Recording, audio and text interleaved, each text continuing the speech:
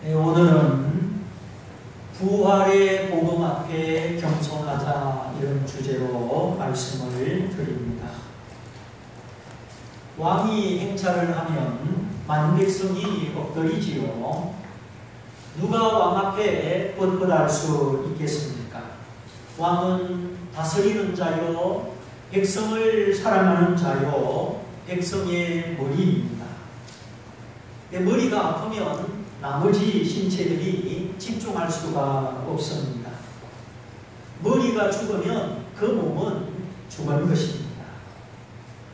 사람들의 정신세계는 아주 복잡하고 다양합니다. 우리 안에 슬픔도 있고 기쁨도 있고 소심한 면도 있고 또 까칠한 면이 다 들어 있습니다. 우리 인간의 육체도 소우주라고 할 만큼 참 복잡하고 신기하지요. 평생 1초도 쉬지 않고 뛰는 심장, 부산까지 여러 번 갔다 왔다 할 수 있는 우리 몸의 혈관, 또 뇌세포, 신경세포, 뼈와 근육의 조직, 또 시각, 청각, 후각, 촉각, 정말 작은 우주, 소우주처럼 대단한 작품이 우리의 육체입니다. 100m를 9초대에 뛰기도 하고 또 장태 높이 뛰기 5m를 넘어가기도 하고 넓이 뛰기 선수는 8m를 웬만한 도랑은 다 건너깁니다. 석기 활강을 보세요. 새처럼 날아서 거의 100m를 날아가죠. 이 우리 인체의 심리, 그 한계력, 균형 감각은 정말 하나님의 작품이요 대단한 것입니다. 공중에서 세 바퀴를 비틀어서 돌고 똑바로 착지하는 체조 선수를 보십시오. 저도 한때는 아마추어 탁구 선수였습니다. 군대에서는 축구 시합할 때 골 넣는 골게터였고요. 안 믿으시는 모양인데 믿어주세요. 믿으면은 살고 안 믿으면은 불안한 거예요. 근데 이 믿음이라고 하는 것은 정말 신기한 것입니다. 그렇게 수많은 천하총각이 만나도 야, 이 사람이 내 짝이다, 그 확신이 없을 때가 있어요. 근데 어떤 데 딱 만났을 때는 야, 이 사람이다, 이 믿음이 오는 때가 있습니다. 직장도 그래요. 야, 이것이 내 평생 직업이다. 확신이 드는 것이 있습니다. 믿음을 가지고 행동하면 이상하게 후회가 되지 않아요. 그러나 믿음이 없이 선택을 하거나 믿음이 없이 결정을 내리면 거의 후회가 따라오는 것을 보게 됩니다. 하나님은 우리를 영물로 만드시고 인격으로 만드셨기 때문에 감이라고 하는 것이 있습니다. 감나무에 달리는 감 그거 말고 직감이라는 것이 있고 또 육감이라는 것이 있고 또 영감이라고 하는 것이 있습니다. 에디슨이 전기를 발명한 것은 99%의 노력과 1%의 영감으로 된 것이지요. 정말 에디슨이 수백 가지를 발명했는데 정말 기도 많이 하고 노력을 많이 했습니다. 근데 이 영감, 하늘에서 내려오는 지혜는 기도하는 자에게 주시고 사모하는 자에게 주시고 또 말씀을 묵상할 때 하나님의 성령이 우리에게 영감을 주십니다. 노사모, 노무현 대통령을 사모하는 사람들이 모입니다. 그때부터 무슨 사모 이런 이름들이 많이 생겼죠. 이번에 외용준 씨, 박수진 씨 결혼식을 할 때 류성우 씨가 사회를 보고 또 박진영 더원 그런 사람들이 축가를 불렀죠. 그런데 이 신부 측에서 노래를 부르는 사람들이 있었는데 그들이 하미모라고 하는 이름을 가지고 있었습니다.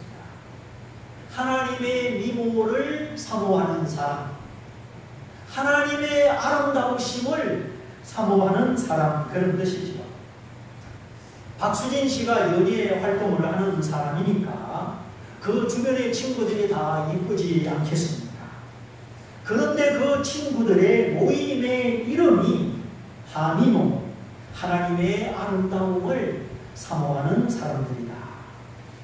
육체의 아름다움보다도, 외모의 아름다움보다도 하나님의 아름다움을 사모한다. 이 얼마나 좋은 이름입니다. 그래서 제가 그런 기사를 보면서 모르긴 하지만 박수진 씨가 크리스찬일 가능성이 있구나 혼자 생각을 해봤습니다. 사실 그 대중 앞에 인기를 따라서 연예 활동을 하는 사람들 아주 피곤합니다. 육체의 피곤보다는 그 정서, 그 마음의 피곤과 불안이지요. 직장처럼 출근하는 것도 아니고 드라마나 영화에 캐스팅이 되면 가서 작품대로 연기를 하고 캐스팅이 안 되면 3년, 4년, 몇 년 동안 쉬고 굉장히 불안한 직업이 배우들입니다. 그래서 저 북악천을 올라가는 평창동 쪽에 연예인들이 많이 모이는 예능교회라고 있습니다. 아주 옛날에는 하용조 목사님이 담임을 하셨죠. 지금은 조건회 목사님이신데 전통 예배와 현대 예배의 접목을 추구하는 예배 세미나 강사로 활동을 하고 계십니다. 하여튼 대중들의 인기 속에 살아가는 연예인들은 직업 성격상 굴곡이 심하고 슬럼프도 찾아오고 어려움이 많습니다. 여러분 연예인이 안 된 것도 감사하시길 바랍니다. 정말 그렇다니까요. 항상 좋은 것은 평범함 중에 있는 것입니다. 너무 특별한 거, 특출난 거 그게 좋아 보이지만 그 속에 들어가면 좋은 게 아닙니다. 독버섯이나 독사와 그건 다 화려하고 빨간 것입니다. 오늘 하나님이 내게 주신 내 삶 속에 겸손하고 말씀을 배우고 고요히 기도하고 묵상하면서 자기를 발견하고 자기 재능, 자기 삶을 가꾸고 평범함 속에 묻어있는 보화를 발견하시기를 바랍니다. 하루하루 감사하면서 순간순간 기도하면서 하나님과 동행하는 그 삶 속에 우리 삶의 의미가 있습니다. 근데 이 세상이 너무 좋고 화려하고 편안하면 사람들이 천국을 사모하지 않습니다. 영원한 하나님의 나라, 의의 나라, 행복한 나라가 기다리고 있는데 우리가 이 세상에 마음을 빼앗기고 허무하게 살아간다면 얼마나 손해입니까? 이 세상 사는 것은 길어도 100년인데 100년을 살아도 수고와 슬픔이 있습니다. 수고는 육체지요. 땀 흘리고 피곤하고 출근하고 이 대학교 때 밭에서 일하시다가 할머니들이 열사병으로 막 돌아가시고 어떤 날은 출근하기 싫잖아요. 만사가 귀찮아요. 그래도 이 몸을 끌고 가야 되는 이것이 우리 유한한 인생들의 육체의 수고입니다. 또 슬픔, 이건 육체가 아닌 우리 마음 안에서 일어나는 현상이죠. 어떤 의미에서 육체의 수고보다도 더 깊은 고통, 더 무거운 짐이 바로 이 슬픔입니다. 저는 성경의 진리를 알고 하나님을 믿기 때문에 이 육체의 수고와 마음의 슬픔이 무엇을 의미하는지 잘 알고 있습니다. 저에게는 어떤 인간적인 허영과 사치, 지나친 욕망과 포부, 자랑하고 싶은 마음 이런 것이 없기 때문에 육체의 수고와 마음의 슬픔이 의미 그대로 이렇게 마음에 부딪혀옵니다. 뭔가 돈이나 자랑거리로 이렇게 가로막으면 그런 것이 희석이 되죠. 그러나 희석되지 않고 포장되지 않고 하나님 앞에 우리가 빈 마음으로 서면 마치 글러브를 빼고 주먹에 맞은 듯이 이 수고와 슬픔의 의미가 우리 마음에 비춰오는 것입니다. 오늘 얼마나 이 세상 가운데 신음소리가 많습니까? 살아보려는 그 몸부림, 아우성. 그러나 그것도 나이가 들고 백발이 되면은 사라집니다. 먹는 것도 귀찮고, 그래서 사람이 자기가 죽음을 인식하기 시작하면 그때부터 저항하고 화를 낸다고 합니다. 특별히 젊었을 때 내가 왜 이런 몹쓸병에 걸렸나? 왜 내가 교통사고를 당해서 이 두 다리를 잃어버렸나? 엄청나게 저항하고 분노를 합니다. 그렇게 마음속에서 막 엎치락뒤치락 얼마 있다가 그 폭풍이 지나간 다음에 현실 앞에 순응하고 잠잠해지는 시간이 온답니다. 어떤 알지 못하는 힘 앞에 무릎을 꿇고 이제 자기를 맡기는 시간입니다. 그 마음의 모든 욕망과 모든 소용돌이가 잠잠해지는 그때부터 지금까지 내가 어떻게 살아왔나 뒤돌아본다고 합니다. 또 나는 누구인가? 나는 무엇을 위해서 이렇게 달려왔는가? 쉬지 못하고 그저 앞만 보고 달려오기만 했던 자기 자신과 자기 삶을 내려놓고 이제 객관적인 통찰이 시작이 된다고 합니다. 주로 환자를 또 실패했을 때 또 깊은 상실감을 가졌을 때 이제 그런 고요한 시간에 새로운 빛이 비춰오는 것입니다. 지금도 병원마다 암병동에 머리가 다 빠져서 모자를 쓰고 서로 격려하고 기도하고 정말 형제보다 더 가깝게 지내는 동병상련의 우정을 볼 수가 있습니다. 우리 같이 기도합시다. 우리 예배를 이뤄갑시다. 그래서 예수 믿고 회개하고 새 사람이 된 사람들이 많습니다. 나는 이제 죽어도 좋습니다. 나는 이제 죽으면 천국 갑니다. 하나님이 내 생명을 살려주시면 내가 주를 위해 살고 하나님이 나를 데려가셔도 나는 웃으면서 천국 갈 수 있습니다. 육체의 수고와 그 마음의 슬픔의 그늘이 다 포기되었을 때 새로운 빛이 하나님의 빛이 비춰오더라는 것입니다. 우리가 하나님이 아닌 천국이 아닌 이 세상의 흐름과 소망 그걸 막 붙잡고 살아가면 그것 때문에 자꾸 하나님을 향한 우리 마음이 닫히는 거예요. 그래서 빛이 쉽게 비춰오지 못하는 겁니다. 그래서 우리가 믿음을 가지고 말씀을 묵상하며 하나님과 함께 살아야 되는 것입니다. 우리가 꼭 그렇게 암병동에 있어서만 예수를 만나지 말고 오늘 이 시간 젊었을 때 우리가 예수를 만나면 얼마나 좋겠습니까? 또 예수 안에 있는 우리 성도님들은 건강하고 젊었을 때 주를 위해서 사는 것이 복인 줄로 믿습니다. 그러므로 우리가 재난을 당하고 고난을 당하는 것이 꼭 손해만이 아니요 거기 나를 향한 하나님의 놀라운 은혜가 있음을 알아야 하겠습니다. 저는 지금도 이렇게 건강하지만 내가 마지막 호흡을 헐떡이면서 숨을 거두는 장면을 가끔 생각해 봅니다. 한때는 웰빙, 잘 먹고 건강하게 잘 살자. 햄이나 소세지 그런 가공식품, 인공식품을 먹지 말고 자연식품을 잘 먹고 잘 살자. 이런 웰빙 운동이 일어났습니다. 그런데 지금은 더 한 차원 넘어서서 웰다잉 운동이 일어나고 있습니다.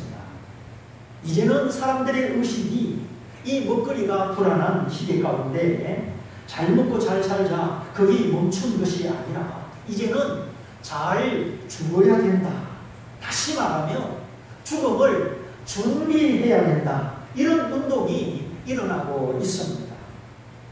왜냐하면 너무 아픈 사람이 많고 사고가 많고 죽음이라는 것이 멀리 있는 것이 아니라 우리 가까이 있다는 것을 이제 사람들이 생각하기 때문입니다. 그러면 죽음을 준비한다는 말은 무슨 의미겠습니까? 뭐 아들, 손자, 며느리 다 불러놓고 숨 넘어가는 그 순간 편안하게 죽자, 그런 의미는 아니겠지요. 삶과 죽음이 무엇인지 이해를 해야 되고 삶과 죽음이 연결되도록 살아가는 것입니다. 삶이 뭐냐, 죽음이 뭐냐, 이것은 드라마의 주제이기도 하고 철학의 주제이기도 합니다. 요즘 TV 채널에서 인문학 강의를 하는 TV 채널 보셨죠? 유명 강사분들, 그 중에 신학교 교수님도 계시고 사회에 저명한 분들이 인문학 강의를 하는 열풍인데, 그걸 들어보면 주제가 거의 삶과 죽음이에요.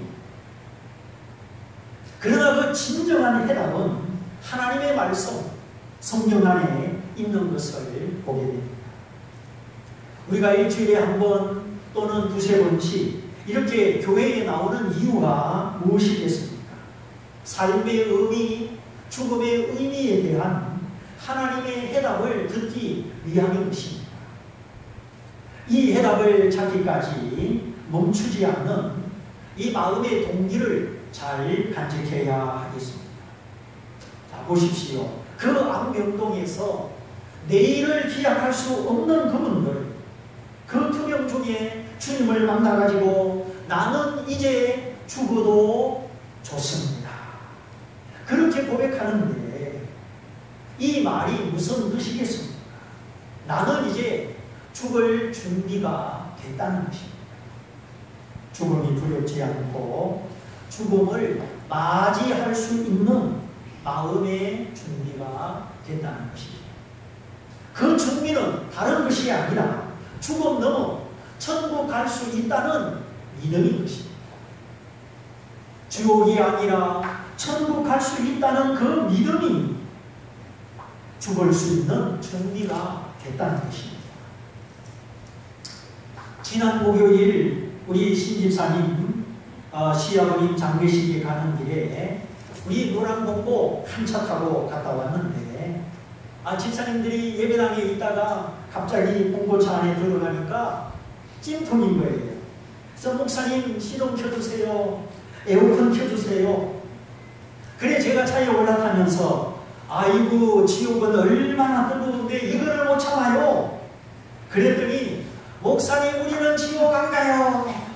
똑같이 합창으로 시키지도 않았는데 아이 지옥은 얼마나 뜨거운데 이 봉고차 이거 못 참느냐고 그랬더니 합창으로 목사님 우리는 지옥 안 가요.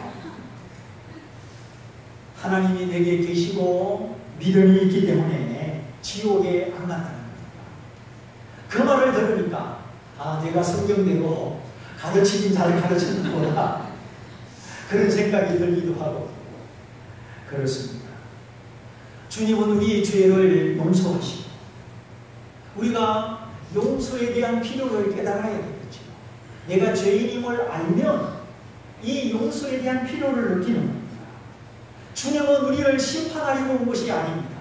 우리 죄를 용서하시고 우리를 구원하시려고 이 세상에 오셨습니다. 우리가 죽음에서 구원받는 것보다도 더 소중한 것은 없습니다. 가난은 70년, 80년 밖에 아니지만 죽음은 영원한 거예요. 가난에서도 구원받아야 되지만 그보다 더 큰 구원은 죽음에서 구원을 받는 것입니다. 그래서 우리가 교회에 나오는 것은 좋은 말씀을 듣고 배울 것을 배우고 그러나 그보다 더 궁극적인 것은 나는 이제 죽어도 좋습니다. 나는 죽을 준비가 됐습니다. 이 말을 하기 위함인 것입니다. 그러므로 우리가 언제까지 하나님 앞에 나와야 되는 것입니까? 네, 죽을 준비가 됐습니다 하고 스스로 자신할 수 있을 때까지지요. 저는 고등학교 1학년 때 죽을 준비가 됐습니다. 예수님을 그때 만났기 때문이죠. 그래서 그때부터 지금까지 죽음이 두렵지 않고 죽음이 두려운 사람들을 두렵지 않도록 도와주면서 여기까지 살아왔습니다. 저는 저로 말미암아 단 한 사람이라도 죽음이 두려운 사람들이 두렵지 않게 됐다면 내가 한 영혼을 구원했구나, 한 사람을 구원했구나, 그것 때문에 만족하려고 합니다. 수고와 슬픔이 많은 이 세상, 정글숲을 헤치듯이 이 세상을 힘들게 살고 이 세상 살 때도 힘들었는데 그 이후에 안식의 삶, 구원의 삶이 아니라 죽음이 두렵고 인생이 후회되고 미래가 막막하다면 우리가 지금 이 세상을 사는 의미는 무엇이겠습니까? 내가 이 세상에서 올림픽 금메달을 따도 억만장자가 돼도 내가 통과할 수 없고 자신 없는 것이 죽음의 문이라고 한다면 지금 살아있는 내 삶의 의미는 무엇이냐 하는 것입니다. 그래서 웰 다이, 잘 죽자고 하는 이 운동은 마지막 숨 넘어가기 전에 고통 없이 편안하게 죽자 그런 뜻이 아닙니다. 아까 말씀드렸죠. 삶의 영역과 죽음의 영역이 분리되지 않고 연결되는 것입니다. 자, 삶과 죽음이 분리되지 않고 연결된다. 어떤 사람은 삶과 죽음이 서로 끊어진 채로 상관없이 분리되어 살아갑니다. 이렇게 살아가면 삶의 욕망과 포부를 가지고 성공을 향하여, 소유를 향하여, 자동차가 아니라 자가용 비행기를 가지고 그렇게 열심히 살다가 어느 날 죽음이 다가오고 죽음 앞에 섰을 때 죽음이 두려운 것입니다. 준비되지 않은 것입니다. 이것이 바로 삶과 죽음이 연결되지 않고 끊어진 것입니다. 결혼하고 자식 놓고 돈 벌고 열심히 살았는데 그 모든 삶이 죽음 앞에서 공수표로 나타나는 것입니다. 이렇게 죽음과 삶이 끊어진 삶, 죽음이 갑자기 찾아오고 당황스럽게 찾아오는 것, 이거는 외의 다름이 아닙니다. 그래서 저는 지금도 내가 마지막 숨 거두는 시간을 생각합니다. 그때 아마 혜린이, 체린이는 몇 살쯤 되었을 것이다. 또 식구들이 그 다 모여있는 가운데 내가 그들에게 마지막으로 해줄 수 있는 말은 내가 어떤 말을 해야 될까? 마지막 해주는 그 말도 중요하겠지만 그보다 더, 말보다 더 중요한 것, 내가 하나님과 사람 앞에 살아왔던 삶 그 자체입니다. 말하지 않아도 아내의 눈에 비춰지고 자식들 눈에, 손주들의 눈에 비춰진 삶, 내가 이미 보여준 삶, 말보다도 내가 살아왔던 더 강력한 말, 그것을 지금부터 염려하며 지금부터 생각하며 준비하는 것입니다. 나를 둘러서 있는 그 남은 사람들에게 내가 무슨 말을 해줄 수 있을 것인가? 그리고 나를 모르는 모든 사람들은 내가 죽은 이후에 나에게 대하여 어떤 감정을 가지게 될까? 정말로 슬퍼하며 한편으로 감사하며 천국에서 다시 만나기 위하여 내가 신앙생활 잘해야 되겠다. 그런 마음을 나를 둘러있는 그 모든 사람들에게 심어줄 수 있을까? 이것이 죽음을 준비하는 모든 설명은 아니지만 삶과 죽음이 끊어지지 않고 연결된 모습인 것입니다. 우리 인생은 짧습니다. 순식간에 지나갑니다. 그 마지막 말기암 환자들을 도와주는 호스피스 사람들, 죽음을 앞에 두고 있는 그들에게 최소한 고통을 줄이고 그 남은 시간을 잘 보낼 수 있도록 도와주는 사람들을 호스피스라고 하죠. 스위스에서 시작된 이 호스피스 운동이 우리 바로 옆에 굿모닝 병원에도 사무실이 있고 지금은 온 세계에 퍼져서 활동하고 있는 거 아시죠? 그런데 지금은 그 남은 몇 개월 짧은 시간 잘 지내도록 도와주는 것 가지고는 부족하다. 5개월, 6개월 그 남은 시간이 아니라 좀 젊었을 때부터 죽음을 생각하고 준비할 수 있도록 도와주자. 이런 운동이 일어나고 있는데 바로 이런 운동이 웰다잉 운동이고 이런 운동을 하는 사람들을 소련 비슷한지 제가 지금 정확한 명칭을 잃어버렸는데 그런 명칭을 붙여서 요리, 전기, 자격증을 받듯이 그런 공부를 하고 웰다잉 운동을 하는 전문가들이 지금 사회 저변에서 활동하고 있습니다. 오늘 우리가 읽은 성경에 성령 충만을 받은 사도들이 설교할 때 그 설교의 주제가 무엇이었습니까? 1장 22절에도 가룟유다 대신에 사도를 뽑을 때 뽑은 목적이 부활을 증거하는 사람이 되기 위하여 가룟유다 대신에 우리가 사도를 뽑자. 부활을 증거하는 사람을 뽑는다고 하였습니다. 사도 베드로를 위시한 11명의 사도들이 소리를 높여서 각 나라말로 열심히 전파하고 있는 내용은 부활이었습니다. 사망을 이기는 부활, 죄에 대한 심판을 받지 않는 부활, 지옥을 이기고 영원히 하나님과 함께 사는 부활, 이 부활이 기독교 신앙의 핵심이고 결정체입니다. 우리의 영원한 소망입니다. 십자가, 우리 죄를 용서하신 너무나 귀한 복음이지요. 그러나 십자가는 반드시 부활이 있어야 완성이 되는 것입니다.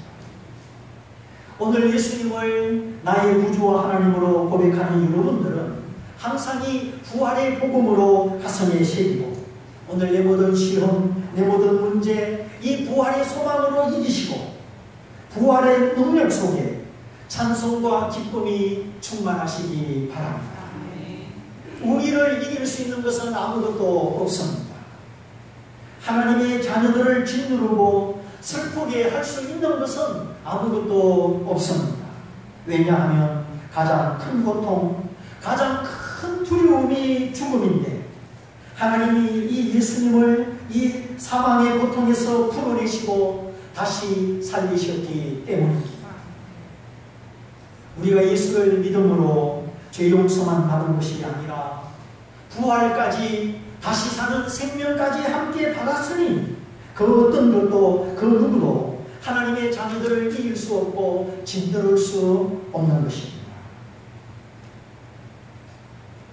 배고픔을 알아야 배부름의 의미를 알고 병상에 누워 있어 봐야 건강의 가치를 아는 것처럼 오늘 하나님이 우리에게 주시는 이 부활의 가치를 다시 확인하도록 오늘 죽음에 대하여 말씀을 드렸습니다. 그 이유는 여러분을 두렵게 하려는 것이 아닙니다. 오히려 준비하고 생각함으로 말미암아 두렵지 않게 하려는 것입니다. 우리가 죽음을 잊어버린다고, 우리가 죽음을 피해간다고 피할 수 있는 것이 아니지 않습니까? 남녀노소 빈부귀천 모든 사람에게 찾아옵니다. 그러므로 오늘 죽음에 관한 이 묵상은 첫째,